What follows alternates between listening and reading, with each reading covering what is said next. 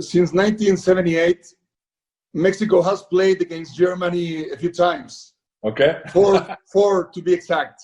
In Argentina, in the World Cup in 1978, you beat us 6-0. In Mexico, in the World Cup in 86, we lost in penalties. Yeah. And finally, we beat you in Russia. So, do you think Mexico is ready to jump to the next level? I think Mexico is a fantastic team and country which has always lived by the passion of people and passion for football. And I think we always expect Mexico to do well. So we never, ever underestimate Mexico as a country because of its people and its quality in football, which is good for us in a sense where you think, oh, Germany might expect to beat Mexico easily, but we never did. To go to the World Cup and the next stage is not always easy. So, but we always expect Mexico to do well and step to the next stage. Yeah, really. So it wouldn't surprise me. What's your opinion of Raúl Jiménez? I think it's another great example of a player who particular likes the Premier League. You know, it's like Mexican players are in a state where they actually are physically strong enough to compete at the highest level and in the best league. So I would think that it's a great fit right now for Wolves. And it just shows again that there are many, many different ways to reach the top.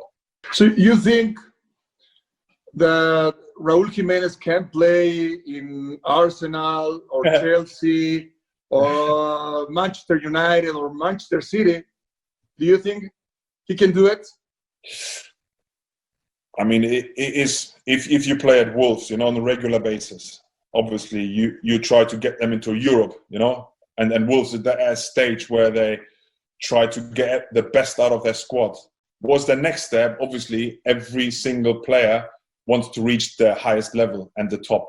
So, but still, the next stage will be even tougher, you know, to perform on a regular basis for Wolves looks different than perform on a regular basis for the Chelseas, Man Cities and Uniteds, Arsenals of these worlds, because you can almost see that the recognition in the world is almost higher, and you need to perform constantly every single week. You know some Mexican soccer players. What are they missing to be at the top?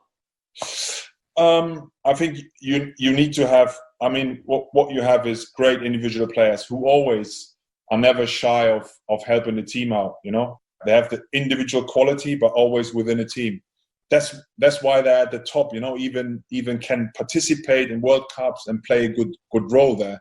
So it's just that next step of doing it consistently, believing in themselves that they can compete with the best teams, you know. I think it's really important.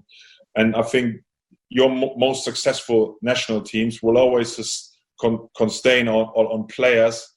They're playing in the Premier League, in Europe, in Germany, across Europe. It's going to be very important to get that experience of feeling, be around the best players in the world.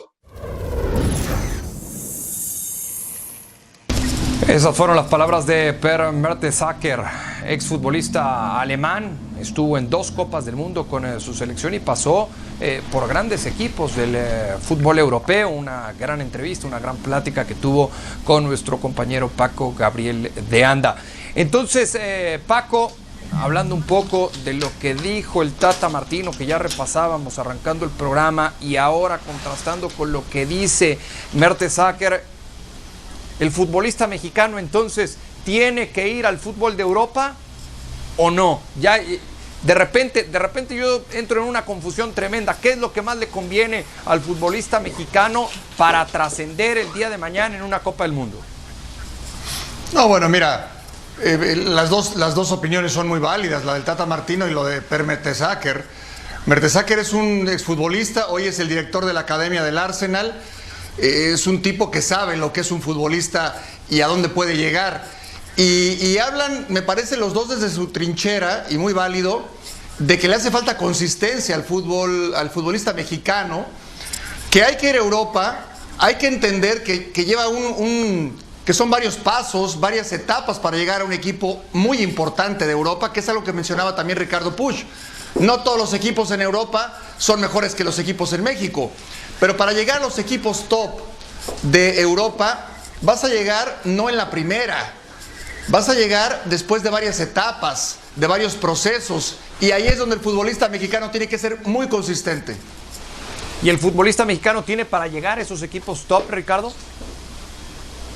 Sigo pensando lo mismo, Mauricio, que la calidad del futbolista mexicano no es tan vasta, que no tenemos tan buenos jugadores como nos gustaría. Hoy hay uno, se me viene a la cabeza, Raúl, ya preguntaba Paco en la entrevista por él. Creo que Raúl Jiménez hoy tiene condiciones para ir y pelear por un lugar en cualquier equipo que se pudiera interesar en sus servicios, pero no tiene una etiqueta segura de titular, porque de esos hay muy poquitos en el mundo. Para mí la fortaleza del fútbol mexicano está en lo colectivo, y lo que necesita es que sus futbolistas jueguen a nivel competitivo alto, que ofrece, ojo, el fútbol mexicano, y jueguen regularmente, y a partir de ahí armar un equipo competitivo que vaya y que pelee.